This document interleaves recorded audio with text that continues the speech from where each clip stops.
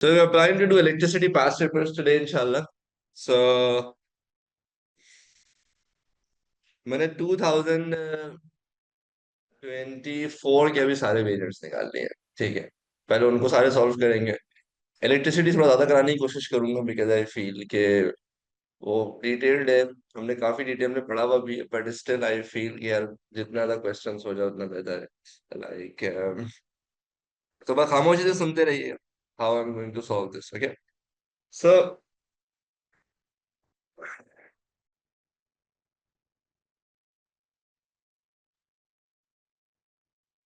Figure 7.1, this is figure 7.1, shows two resistors connected in series with a cell of EMF. So these are the two resistors connected in series. And the cell has an EMF of 1.5 volts and 0.28 is the internal resistance of the cell. I think that's very evident from the diagram as well. One of the resistor has a resistance of 1 ohms, very clearly mentioned. The other resistor has resistance capital R. The terminal potential difference across the cell is 1.36 volts. Now, what is terminal potential difference? Terminal potential difference का मतलब ये होता है कि भाई एक तो cell का ईएमएफ है ना, which is 1.5 volts, but because of the internal resistance वो पूरा का पूरा 1.5 वोल्ट्स बाहर जो भी रेजिस्टर सर्किट के साथ कनेक्टेड होते हैं उस सेल के साथ उनको मिल रहा नहीं होता है। एक्चुअली उसके टर्मिनल पे वोल्टेज कितना आ रहा है, दैट इज 1.36। तो इसका मतलब ये है कि सर ये जो बाहर लोड लगा हुआ है ना, जो रेजिस्टर्स लगे हुए हैं, they are going to get 1.36 volts. आप समझ रहे हो मेरी बात? तो सर बाकी जो रिमेनिंग है लाइक 1.5 में से 1.36 माइनस कर दो तो 0.14 वोल्ट्स। सर वो कहाँ गया? That is lost. या यूं समझ लो ये जो 0.14 वोल्ट है ये आपके इंटरनल रेजिस्टेंस के अक्रॉस आ रहा है। तब आप सर्किट को जस्टिफाई कर सकते हो। समझ लो आप मेरी बात? Now they are saying कि भाई show that the current I in the circuit, this is current I, is 0.50 ampere। अच्छा, इस पूरे सर्किट में करंट की वैल्यू सेम है, ये सब आपस में सीरीज में लगे हैं। तो मैं किसी एक का भी करंट निकाल दूंगा तो I get the total current of the circuit. समझ लो, बिकॉज सबका करंट सेम है। तो मेरे ख्याल से I should go with this कि भाई मुझे ये वाला वोल्टेज पता है, मुझे ये वाली रेजिस्टेंस पता है ना, तो मुझे इसके अक्रॉस वोल्टेज भी पता है, इसके अक्रॉस इसकी अपनी रेजिस्टेंस भी पता है। तो I think if I use V equal I R तो I can find simply the current through this, और वही टोटल करंट भी होगा। तो अगर मैं सिंपली लिखूं V equal I R, so I equal V over R, voltage में ले लूं 0.14 दिस, एंड इसकी जो रेजिस्टेंस है दैट इज 0.28।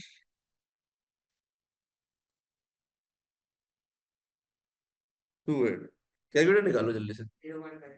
तो आपके पास कितना आंसर आ जाएगा भाई?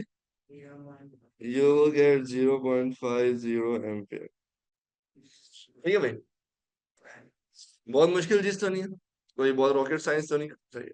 सारे लोग प्लीज कंफर्म करते रहे if it is clear to all of you.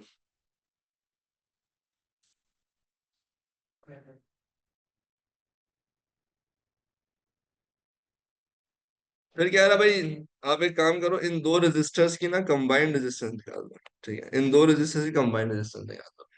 अब देखो, if you know this current which is 0.50,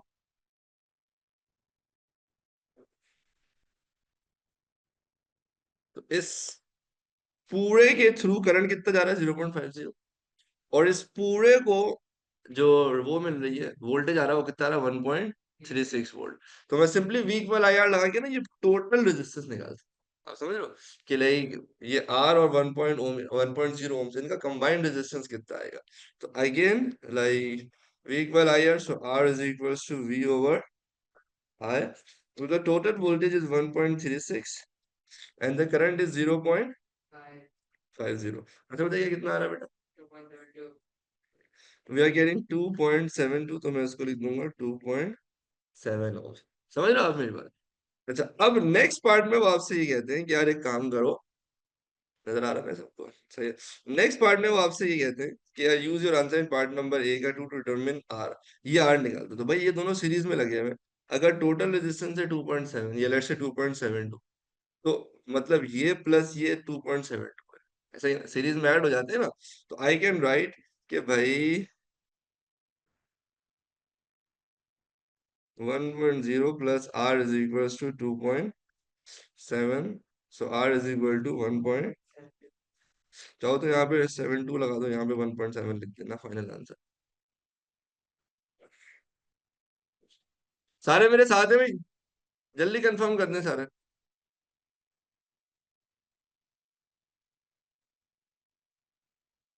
I would appreciate quick response from everyone please.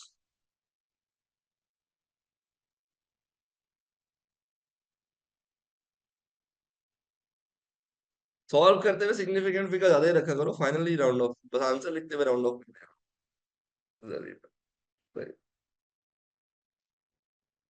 फिर कह रहा है भाई, the circuit in figure 7.1 is disconnected and the two resistors are connected to the cell now। भाई ये दोनों resistors को, मतलब इन सेल और साथ में उसकी इंटरनल रेजिस्टेंस को, इन इस पूरे सेल को डिस्कनेक्ट किया गया। And now the two resistors are connected in parallel with each other. तो पहले तो कह रहा है एक काम करो, सर्किट को कंप्लीट कर दो। मेरे ख्याल से दो रेजिस्टर्स पैरेलल में लगाना हमारे लिए कोई मुश्किल काम नहीं होना चाहिए। So what I do it, I just gonna mark a resistor here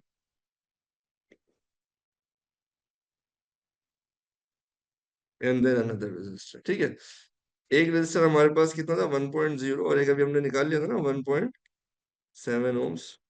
so this is, किसी को भी पहले लिख दो, कोई मसले की बात नहीं। This is 1.7 ohms. ठीक है, तो ये तो एक मार्क का बहुत ही बच्चों वाला सवाल था। नेक्स्ट पार्ट में वो आपसे कह रहे हैं कि अब एक काम करो, विदाउट एनी कैलकुलेशन हमें ये बता दो कि जो टर्मिनल पोटेंशियल डिफरेंस है, जो कि जब ये दोनों सीरीज में थे ये दो रेजिस्टर्स, उस वक्त 1.36 वोल्ट आ रहा था। अब जब यही दो रेजिस्टर्स पैरेलल में आ गए तो टर्मिनल पोटेंशियल डिफरेंस अब ज्यादा आएगा, कम आएगा, या सेम आएगा। ठीक है, अब इसको बड़ा स्ट्रेटेजिकली समझो। What is terminal potential difference? Terminal potential difference is कि भाई बाहर रेजिस्टर्स को कितना मिलता है। एक तो आपका ईएमएफ है ना 1.5 वोल्ट, लेकिन आपको पता है कि ये जो पनौती है ना इंटरनल रेजिस्टेंस, ये कुछ वोल्टेज खा जाएगा, जिसकी वजह से बाहर टर्मिनल्स पर पूरे 1.5 नहीं आ सकते। अच्छा, रूल बड़ा सिंपल है सर, बाहर कितना वोल्टेज आएगा?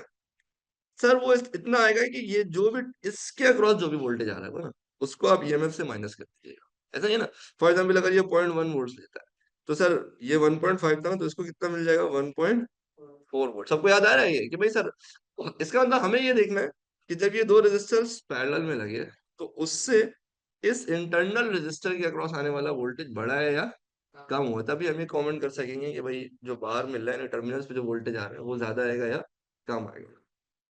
अच्छा, इंटरनल रेजिस्टेंस होती है फिक्स। अगर मुझे इसका वोल्टेज चाहिए, तो ये जो वोल्टेज है दैट इज करंट इनटू इसकी रेजिस्टेंस फिक्स है 0.28। तो वो डिपेंड करता है, यानी करंट अगर ज्यादा आएगा तो ऑटोमेटिकली इंटरनल रेजिस्टेंस के अक्रॉस ज्यादा वोल्टेज ड्रॉप आना शुरू हो जाएगा। करंट कम होगा तो ऑटोमेटिकली इंटरनल रेजिस्टेंस के अक्रॉस वोल्टेज ड्रॉप भी कम आना शुरू हो जाएगा। ऐसा ही है। अब हुआ ये कि पहले दो रेजिस्टर सीरीज में थे, ओके, अब यही दो रेजिस्टर्स पैरेलल में आ गए, तो पैरेलल में आने से टोटल रेजिस्टेंस बढ़ती है या कम हो जाती है ऑन एनी डे? आपको पता होना चाहिए, अगर दो रेजिस्टर सीरीज में तो टोटल रेजिस्टेंस ज्यादा होगी as compared when the two resistors are in parallel. तो अगर ये दो रेजिस्टर्स पैरेलल में आ चुके तो इसका मतलब टोटल रेजिस्टेंस डेफिनेटली क्या हो गई होगी बेटा? रिड्यूस हो गई होगी, डिक्रीज हो गई होगी। सो पहली चीज तो ये कि भाई, because the two resistors are now in parallel combination, so the total resistance has decreased। Circuit की टोटल रेजिस्टेंस क्या हो गई है बेटा? डिक्रीज हो गई है। जब टोटल रेजिस्टेंस डिक्रीज होगी तो सर्किट का टोटल करंट बढ़ेगा या कम होगा? बढ़ जाएगा। अच्छा, जिसको हम कहते हैं ना टोटल करंट, वो असल में वही करंट होता है जो सेल के थ्रू जाता है।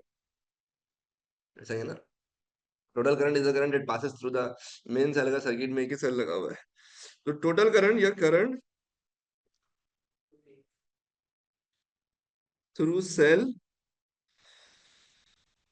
increases and hence potential difference across internal resistance भी क्या हो जाएगा फिर? इंक्रीज करेगा। तो अगर इंटरनल रेजिस्टेंस को ज्यादा वोल्टेज मिल रहा होगा तो फिर बाहर लोड पर, यानी कि जो आपका टर्मिनल वोल्टेज होगा वो क्या हो रहा होगा बेटा, वो कम आ रहा होगा। हेंस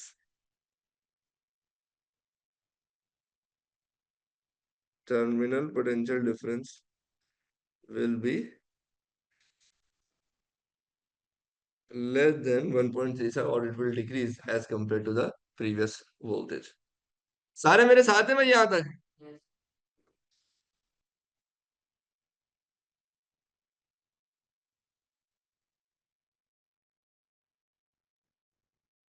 रजिस्टर की रेजिस्टेंस चेंज होगी तो टर्मिनल पोटेंशियल, हाँ इंटरनल रेजिस्टेंस पे कोई फर्क नहीं पड़ेगा, लेकिन हाँ टर्मिनल इंटरनल रेजिस्टेंस पे कोई फर्क नहीं पड़ेगा, लेकिन करंट पे फर्क पड़ेगा, जिससे जो आपका वो है ना इंटरनल रेजिस्टेंस, उसके अक्रॉस आने वाला वोल्टेज चेंज करेगा। अच्छा बाकी बहुत सिंपल है कि कितने सिग्निफिकेंट फिगर में आंसर लिखना होता है सर, आपका रॉ डाटा, यानी क्वेश्चन में जो डाटा गिवन है ना भाई, वो कितने सिग्निफिकेंट फिगर में गिवन है मिनिमम, तो ये देखो मिनिमम दो सिग्निफिकेंट फिगर्स में गिवन है, मिनिमम दो सिग्निफिकेंट फिगर्स में गिवन है, तो आपका फाइनल आंसर भी कम से कम दो सिग्निफिकेंट फिगर्स होना चाहिए, उससे एक ज्यादा हो सकता है बट उससे दो ज्यादा नहीं हो सकता, यानी अगर किसी ने मिनिमम आपके पास दो सिग्निफिकेंट फिगर्स है तो आप फाइनल आंसर भी किस में लिखोगे, दो में ही लिखो, कोई तीन में लिख दे वो भी एक्सेप्टेबल है, चार में एक्सेप्टेबल नहीं है, या मिनिमम से कम एक्सेप्टेबल नहीं है, एक सिग्निफिकेंट फिगर में आंसर एक्सेप्टेबल नहीं। मुसाब एक बार फिर रिपीट कर दूं बेटा आपके लिए फाइनल आंसर, फाइनल वाला पार्ट।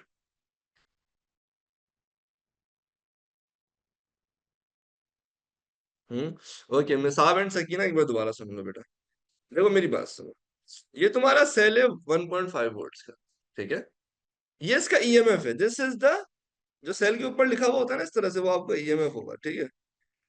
अब सेल का ईएमएफ है 1.5 वोल्ट्स, लेकिन जो बाहर इन रेजिस्टर्स को मिल रहा है वो 1.5 नहीं मिल रहा है, बल्कि 1.36 मिल रहा है, जो 1.36 है ये टर्मिनल पोटेंशियल डिफरेंस है, और ये हमेशा ईएमएफ से कम होगा अगर सेल की इंटरनल रेजिस्टेंस कंसिडरेबल है।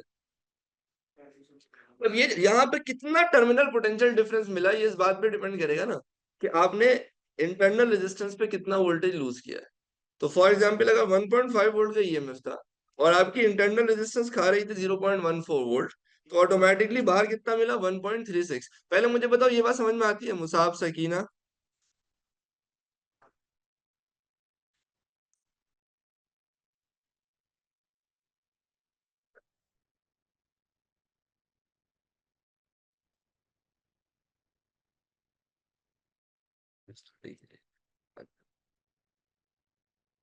जल्दी जल्दी यस या नो में बताओ, ठीक है।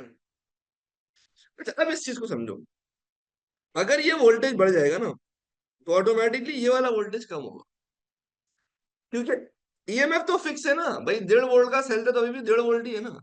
मतलब मैं एग्जांपल के तौर पे कह रहा हूँ कि अगर फॉर एग्जांपल ये बढ़ के हो जाता है 2.0, तो ये कम होके हो जाएगा 1 क्या कहते हैं, अगर ये बढ़ के हो जाता है 2.0 तो खैर हो ही नहीं सकता, ये हो जाता है 0.2, तो ये हो जाएगा 1.3। आप लोगों को ये बात समझ में आ रही है कि अगर आपके सेल के अक्रॉस आने वाला, यानी सेल की इंटरनल रेजिस्टेंस के अक्रॉस आने वाला वोल्टेज बढ़ेगा तो ऑटोमेटिकली टर्मिनल वोल्टेज कम हो जाएगा। सकीना एंड मुजम्मिल जल्दी जल्दी बताओ। और इसी को उल्टा कर लो, अगर अभी ये कम हो जाए, ये हो जाए 0.1, तो ये कितना हो जाएगा 1.4।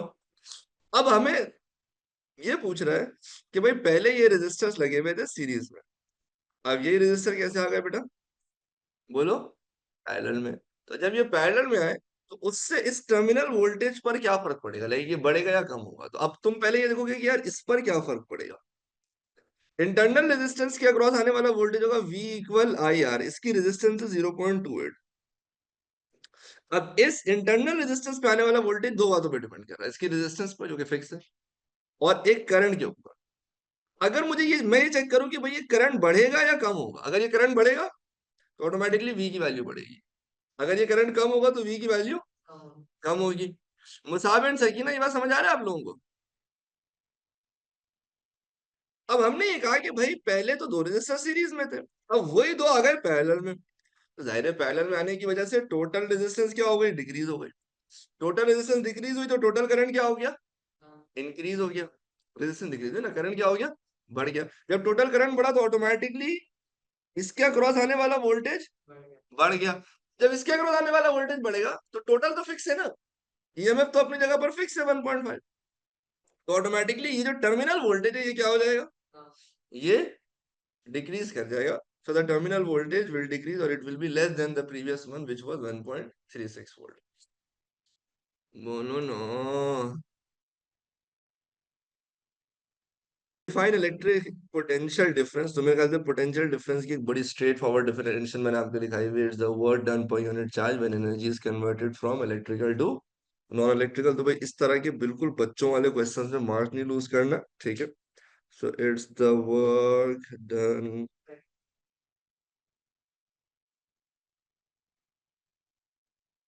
per unit charge when energy is converted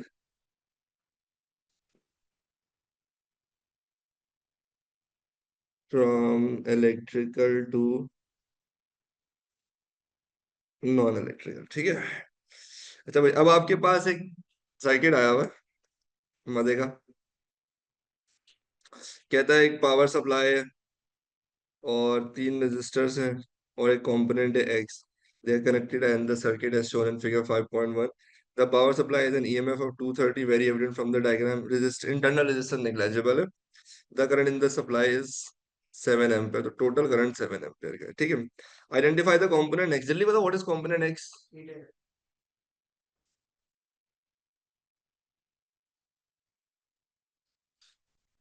हाँ, कंपोनेंट एक्स बताओ बेटा क्या है, सारे बोलो। हीटर है ये, ठीक है।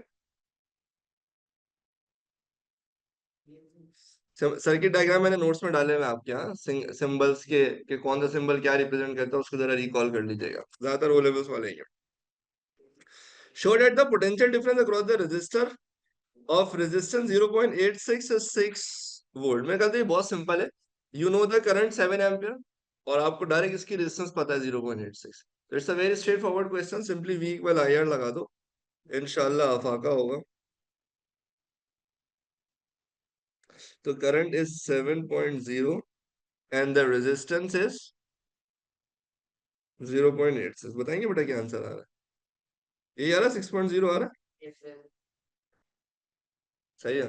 अच्छा जी,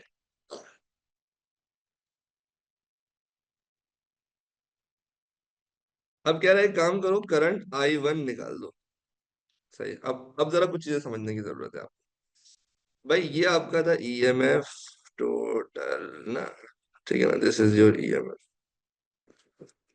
अच्छा अब इसके अक्रॉस जो वोल्टेज आ रहा है ना, you just figure out as 6.0 volts, ठीक है।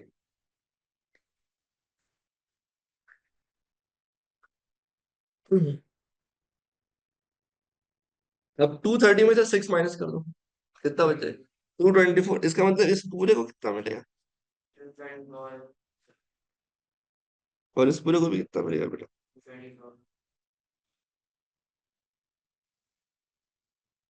224 वोल्ट। ये बात आपको समझ में आ रही है, ऐसा ही है ना भाई। भाई सीरीज में लगे हुए ना, टेक्निकली अगर देखा जाए ना, ये और ये पूरा सीरीज में, तो दिस गेट्स 224, दिस गेट्स 6।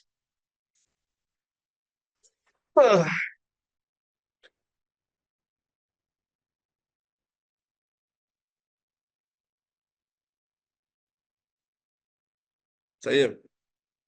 अब मुझे चाहिए I1, अब I1 निकालने में प्रॉब्लम ये कि मुझे हीटर की रेजिस्टेंस कहीं क्वेश्चन में गिवन ही नहीं है, तो मैं थोड़ी सी होशियारी करता हूँ, मैं काम करता हूँ I2 निकाल देता हूँ, क्योंकि मुझे इसका वोल्टेज पता, मुझे इसकी रेजिस्टेंस पता। अगर मैं I2 निकाल लूंगा और मुझे टोटल करंट पता है तो फिर मेरे ख्याल से I1 निकालना कोई मुश्किल काम नहीं होगा। समझ रहे हो आप मेरी बात। So let's find I2 first.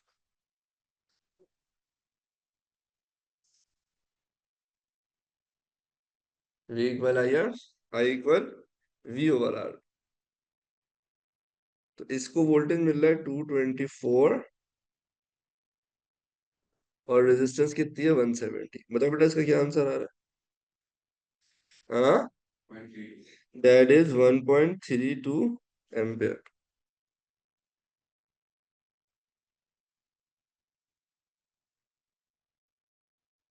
वो मुझे I1 चाहिए। अब मेरे ख्याल से तुम्हें ये पता होना चाहिए, किरचॉफ फर्स्ट लॉ सिंपली, अगर यहाँ से 7 एम्पियर घुस रहा है तो ये कुछ I1 में जा रहा है और कुछ I2 में जा रहा है, ऐसा ही है। तो मैं मेरे ख्याल से कोई बहुत मुश्किल साइंस तो नहीं है कि I1 plus I2 is equals to 7.0 ampere. ऐसा ही ना भाई, 7.0 एम्पियर ही आ रहा था ना। एंड I1 आपको निकालना है, I2 तो आप निकाल चुके हो 1.32 एम्पियर। हाँ, I1 निकालना है ना। सही है। तो बताओ I1 कितना आ रहा है बेटा? 5 पॉइंट।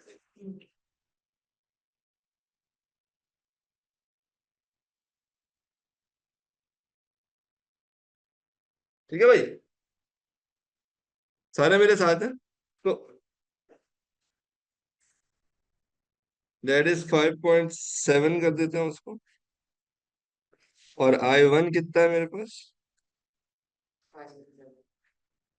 1.3 एम्पियर। ठीक है भाई।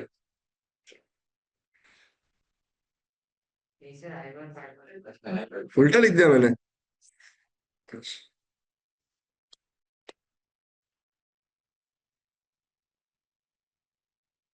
I2 1.3 निकाला है ना। सही है।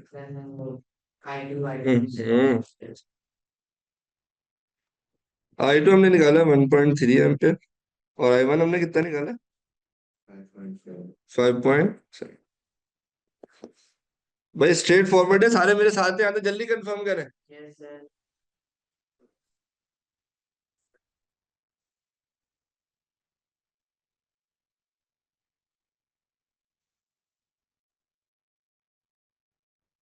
सर बाइक में 230 वोल्ट क्यों नहीं आ रहा? आशीष समझा नहीं मैं आपकी बात।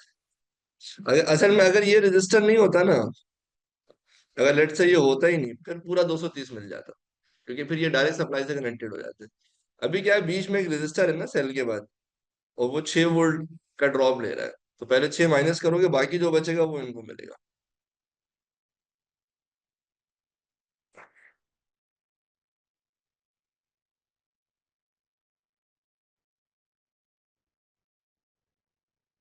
अब कह रहा है काम करो, एक्स के अक्रॉस आने वाला वोल्टेज निकाल लो। अगेन थोड़ी सी मेहनत करनी पड़ेगी। क्योंकि यार प्रॉब्लम ये है कि मुझे एक्स की ना रेजिस्टेंस नहीं पता है कम वक्त कि मैं डायरेक्ट कुछ खेल सकूं। तो मैं काम करता हूँ, मैं कहता हूँ यार देखो, मुझे इसका करंट पता, मुझे इसकी रेजिस्टेंस पता। तो एक काम करते हैं, पहले से ये वाला वोल्टेज निकाल लेते हैं। समझ लो। टोटल मुझे पता है 224 है। 224 में से जब मैं ये वाला वोल्टेज माइनस करूंगा, what I will get is the voltage across x. आप लोगों को अप्रोच समझ में आ रही है मैं क्या कहना चाह रहा हूँ? तो एक काम करते हैं, let's first find potential difference across this 2.4 ohm resistors. ठीक है ना। तो मैं लिखता हूँ यार, एक काम करते हैं, let's find P D across, कितना है ये? 2.4 ओम। वी इक्वल आई है। तो करंट हम निकाल चुके हैं, कितना है बेटा? 5.7।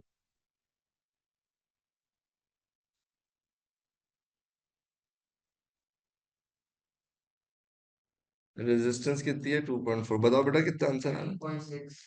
That's 13.6 volts. अब अगर मैं निकालूं पीडी अक्रॉस एक्स, तो टोटल कितना है? 224। तो अगर मैं 224 में से माइनस कर दूं,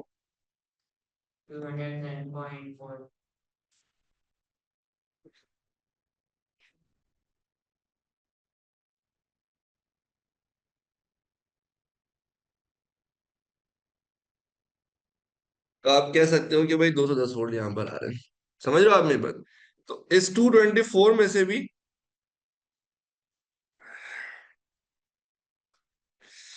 13.6 या 14 वोल्ट इसको मिल रहे हैं।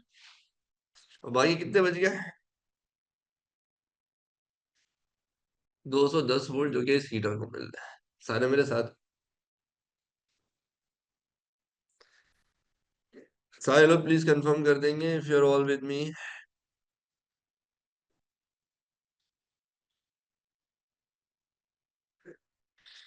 अब कह रहा है काम करो, पावर डिसिपेट निकाल दो इन द कॉम्पोनेंट एक्स। अब पावर निकालने के लिए फॉर्मूला आप कोई सा भी यूज कर सकते हैं, P is equal to V I I squared R V squared over R. सब एक्सेप्टेबल है, बट मेरे ख्याल से बहुत आसान ये है कि मैं वी आई यूज करूँ। मुझे इसका वोल्टेज भी पता है और मुझे इसका करंट भी पता है, तो वी आई मतलब current is 5.7, voltage is 210, heater की बात कर रहा हूँ मैं। तो on any day I would choose P is equals to V I. Voltage इसको मिल रहा था 210 और करंट था कितना, 5.7, ठीक था ना? ठीक है, 1200, एग्जैक्ट 1200 आ रहा है। ठीक है, वही है 1197, राउंड ऑफ करके 1200 कर दो, ठीक है। सही है, 1200 वॉट्स। अच्छा, the purpose of this circuit is to provide power to the component X. इसका मतलब जो पावर टू कंपोनेंट एक्स है ना, जो आपका पर्पज होता है ना, वो आप कहलाते हो आउटपुट। वो क्या कहलाता है बेटा? That is your output. अब आपसे कह रहे हैं एक काम करो, आप इस सर्किट की एफिशिएंसी निकाल दो। सर्किट का जो इनपुट होता है ना,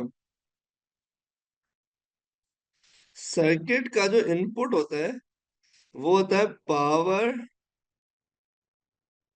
यूज्ड बाय सेल। सही है, the power taken from the cell, जो कि सेल का ईएमएफ और सेल के थ्रू करंट होता है।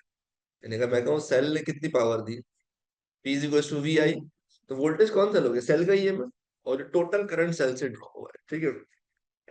अब अगर मुझे एफिशिएंसी निकालनी है, तो efficiency is output over input, percentage चाहिए तो 100 से मल्टीप्लाई कर दूंगा। तो ये जो आपने पीछे निकाला है ना, पावर ऑफ द हीटर, वो आपका आउटपुट है। भैया वो यही कह रहा है ना कि भाई इस सर्किट का पर्पज ही कंपोनेंट एक्स को पावर देना था, विच इज हीटर को पावर देना था। आउटपुट आपका कितना हो गया बेटा? सिंपली 1200। इनपुट कितना हो गया भाई? आपके सेल का ईएमएफ है 230 और करंट है कितना? तो अगर आप 230 को 7 से मल्टीप्लाई कर देंगे,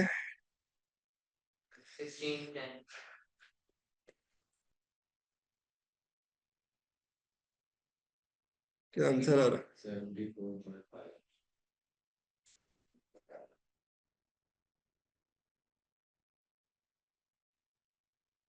क्या मतलब आपके सर्किट की एफिशिएंसी कितनी हो गई बेटा?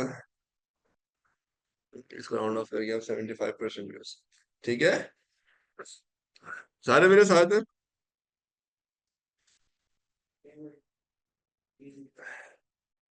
फिर नेक्स्ट पार्ट में कहते हैं आपसे,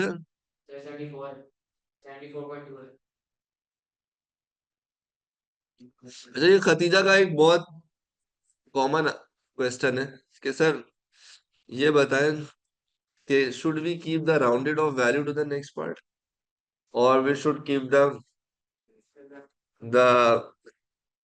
the full value in the next part. देखो, पहले ये रूल था कि rounded off value carry forward नहीं होती थी, बल्कि पूरी पूरी वैल्यू कैरी फॉरवर्ड होती थी। बट पिछले 2-3 साल से उन्होंने रूल अपडेट कर दिया कैम्ब्रिज वालों ने। It's totally okay in both the cases. अब अगर आप चाहो, फॉर एग्जांपल आपने यहाँ पे 1200 पावर निकाला ना, अब नेक्स्ट पार्ट में आप 1200 यूज करो या 1197, क्योंकि कभी कभार ना आंसर इससे डिफरेंट हो जाता है, तो अब वो दोनों एक्सेप्टेबल है। बिल्कुल टेंशन लेने की जरूरत नहीं। If you want to use 1197 that is acceptable, if you want to use 1200 that is acceptable. Marking scheme में अगर आप रिसेंट ईयर्स की मार्किंग स्कीम देखोगे ना, तो they are using the rounded off value in the next part. सही है। जैसे मैं पर्सनली डिसएग्री करता हूँ, बट अगर वो यूज करें तो बट ठीक है, फिर you will get the marks, कोई समझने की बात नहीं, ठीक है।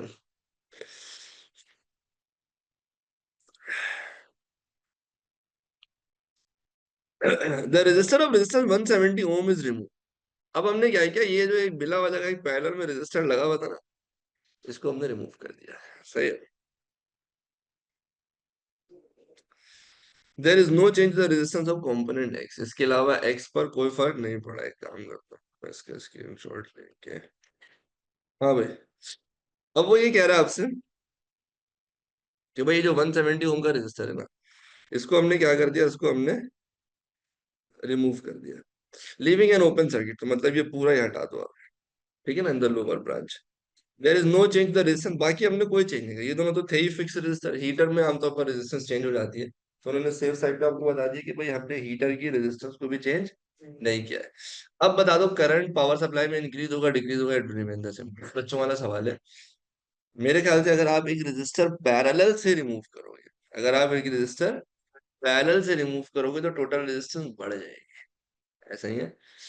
जब टोटल रेजिस्टेंस बढ़ेगी तो फिर सर्किट का टोटल करंट क्या हो जाएगा, कम हो जाएगा। समझ रहे हो? तो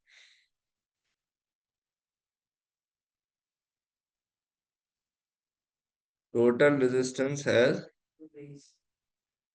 इंक्रीज ना, पैरेलल से रिमूव किया है ना आपने। पैरेलल में लगाते हो तो रेजिस्टेंस कम होती है, रिमूव करोगे तो रेजिस्टेंस क्या हो जाएगी, बड़ा हो जाएगा। समझ रहे हो आप मेरी बात?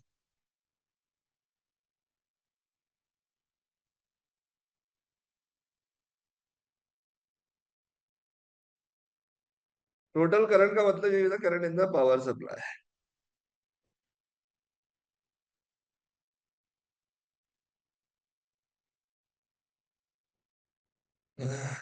सारे मेरे साथ हैं, यू ऑल विद मी?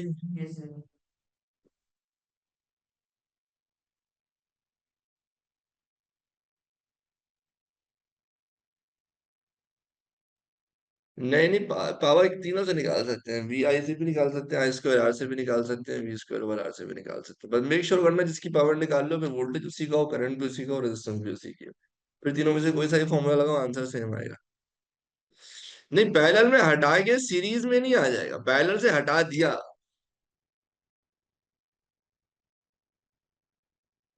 जो जब आप इसको रिमूव करोगे आपका टोटल करंट बिल्कुल चेंज होगा, तो 7 एम्पियर नहीं रहेगा टोटल करंट। वो तो वही हमने देखा ना, जैन तारिक। समझ रहे हो आप? That will decrease. क्योंकि पहले यहाँ से जो भी करंट आ रहा था उसको यहाँ पे सप्लाई करना था, यहाँ पे सप्लाई करना था ना, अभी आपने हटा ही दिया।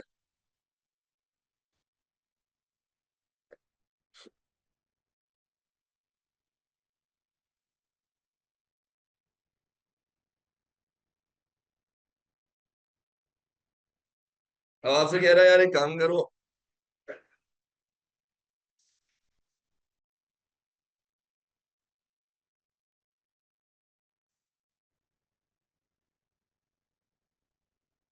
हेलो। हेलो। क्लास में।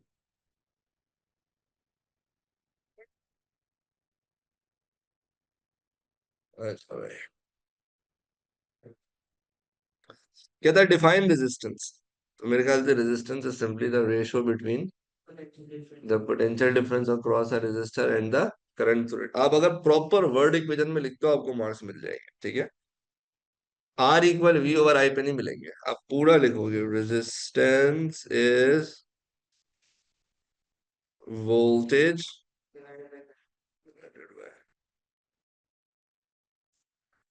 ठीक है। अब आपसे कह रहा है यार एक सिलेंड्रिकल मेटल वायर है जिसकी लेंथ आपको गिवन है, क्रॉस सेक्शनल एरिया आपको गिवन है, और आपको उसकी रेजिस्टेंस गिवन है, और आपको उसकी थ्रू करंट भी गिवन है। Determine the resistivity of the metal from which the wire is made. मेरे ख्याल से अगर मुझे इसकी रेजिस्टिविटी निकालनी होगी, R is equals to rho L over A, R A over L. तो resistance is 0.33, cross sectional area is 8.0 into 10 raised to the power -6, and the length is 2.4। सभी ऐसा यूनिट में, तो आई डोंट थिंक किसी को कुछ भी convert करने की जरूरत है। इसका आंसर बता दें मुझे प्लीज।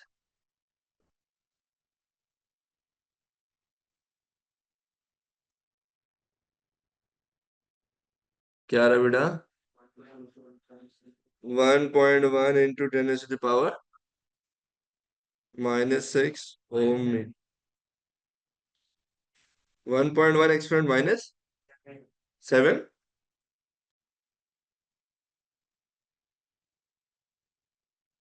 दोबारा चेक कर। -6 है ना? क्या कर रहे हो?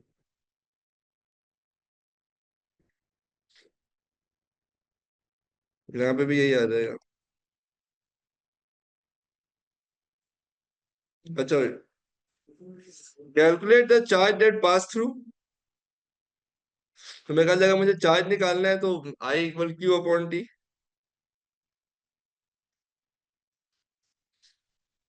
This implies Q is equals to I into T. Current कितना है भैया, ये देख लो 4.7 एम्पियर, और टाइम उन्होंने आपको बता दिया 5 मिनट्स। आंसर आपको कूलन यानी ऐसा यूनिट में चाहिए ना, तो करंट इज 4.7, टाइम इज 5.0, इसको बस 60 से मल्टीप्लाई कर देना ताकि ये मिनट से सेकंड्स में कन्वर्ट हो जाए। बताएं क्या आंसर आ रहा है। हम्म।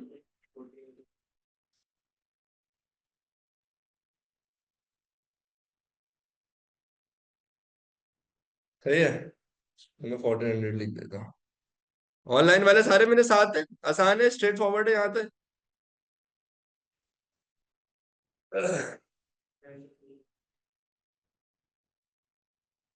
नहीं वो वाला के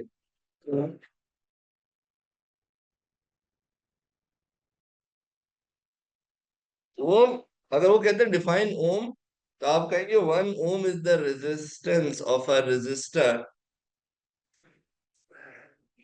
that allow the current of 1 ampere to pass through it when a voltage of 1 volt is provided across it।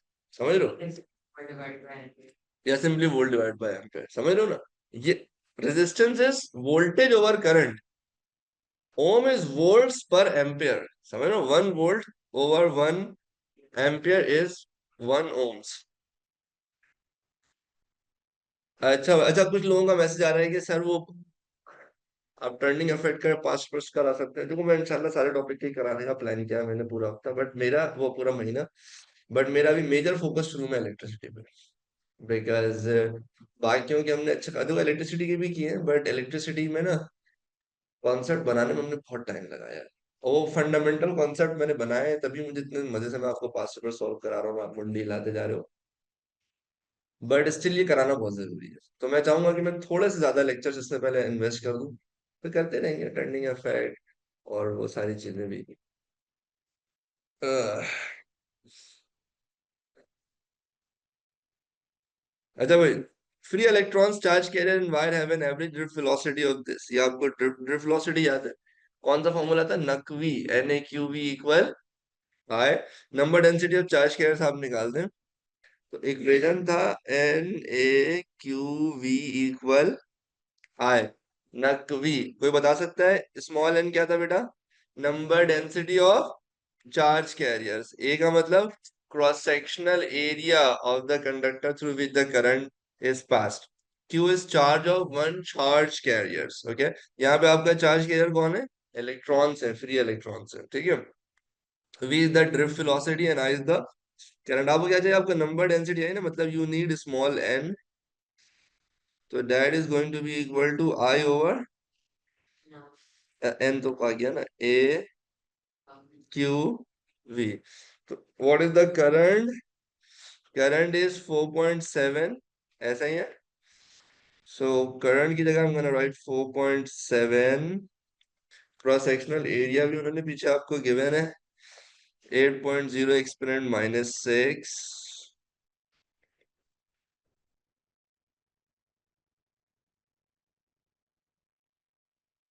Charge carrier electron है, तो इलेक्ट्रॉन का चार्ज कितना होता है, 1.6 एक्सपोनेंट -19 कूलम्स। ड्रिफ्ट वेलोसिटी भी आपको गिवन है 0.16 मिलीमीटर है ना, तो उसको 10 की पावर -3 से मल्टीप्लाई कर दो, ठीक है। 0. पूरा 2.3 एग्जैक्ट आ रहा है, 2.29 आ रहा है इंटू 10 की पावर, तो इसको यहाँ पे 2.3 कर दो, सही है। सही है, क्वाइट स्ट्रेट फॉरवर्ड क्वेश्चन, सही है। अच्छा मैं जब क्वेश्चन निकाला था ना, मुझे कुछ आसान कुछ मुश्किल लग रहे थे, मैंने कहा यार एक काम करता हूँ, अब निकालो तो सारे वेरिएंट निकाल लेगा, जैसे मैं ये सारे 2024 के वेरिएंट्स है, सही है ना, मई जून अक्टूबर नवंबर फेब मार्च, ताकि एक तसल्ली हो जाए कि भाई 2024 पूरा हो गया। इसी तरह कोई दूसरा टॉपिक उठाऊंगा तो वो एक साल के सारे वेरिएंट उठा लूंगा, ताकि ये हो कि भाई उस साल के हमने सारे क्वेश्चन सॉल्व कर लिए, सही है। अब क्या कह रहे हैं भैया? कहते हैं the wire in B may be consider to be a fix resistor. ये जो वायर उसको आप एक फिक्स रेजिस्टर अज्यूम कर लो। It is connected in series with thermistor to a battery as negligible internal resistance. ये बैटरी जिसकी resistance negligible है। Use circuit symbol to complete 6.1 to show the circuit diagram. भाई मुझे सीरीज में लगाना है एक ये वाला वायर जिसको हम एक रेजिस्टर ट्रीट करेंगे, और साथ में एक थर्मिस्टर।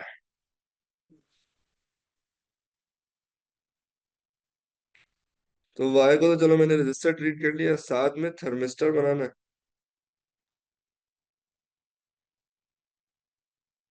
याद आ रहा है थर्मिस्टर का सिंबल?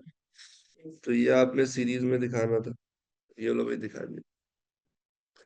अब कह रहा है explain without calculation how the power dissipated in the wire changes at the temperature the thermistor is increase. सही है।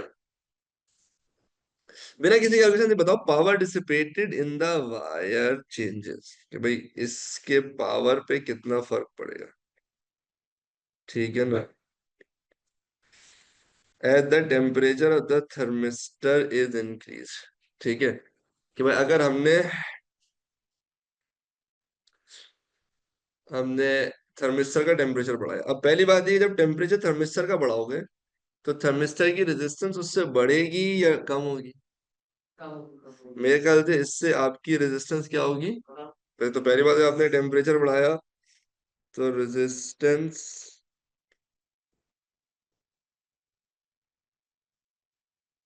Of thermistor decreases. सही है। अच्छा, अब there are numerous ways through which you can answer this question. ठीक है, एक तरीका तो ये हो सकता है कि आप करंट की फॉर्म में एक्सप्लेन करो कि भाई ये तो अपनी जगह पर फिक्स है।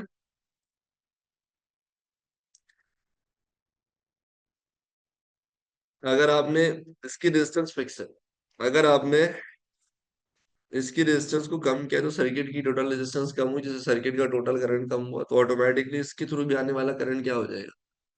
कम हो जाएगा। जब इसके थ्रू करंट कम जाएगा और रेजिस्टेंस उतनी है तो ऑटोमेटिकली इसके through,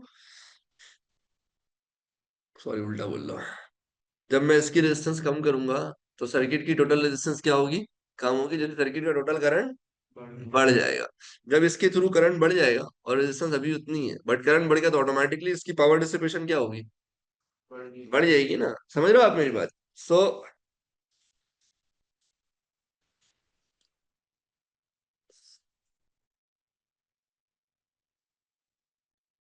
total current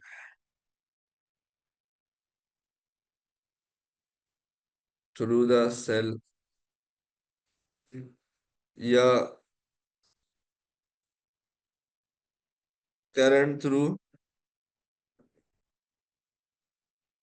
the wire increases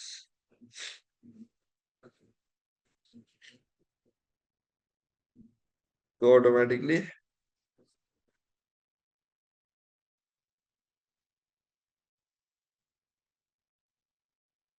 were dissipated in the wire also increases। सारे मेरे साथ हैं। तो ये तीन क्वेश्चन आज हमने किए, तीनों अक्टूबर नवंबर के तीनों वेरिएंट है। सही है। अब इसके बाद मैंने और भी क्वेश्चन निकाले हैं, ये तीनों मई जून के वेरिएंट है, 2024 के ही है। फिर फेब मार्च का भी डाला हुआ है, इसको कंप्लीट करेंगे। और मेरी कोशिश है कि थोड़ा सा उससे भी कर ले, 2023 के भी कर ले, ताकि थोड़ा ना हाथ सही से खुल जाए आपका इलेक्ट्रिसिटी पे। किसी के दिमाग में कोई सवाल तो प्लीज पूछ लो। ये सॉल्व पीडीएफ भेज दूंगा। पैरेलल में वोल्टेज डिवाइड होता है, हाँ।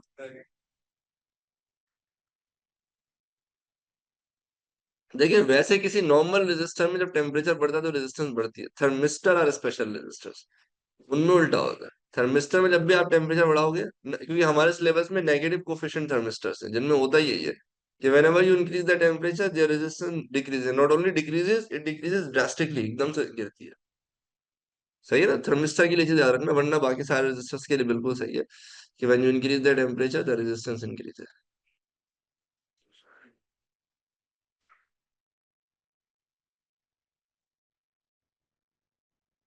What about yearly pass paper? मैं ईयरली ही कर रहा हूँ, अगर तुम्हें समझ आए ना।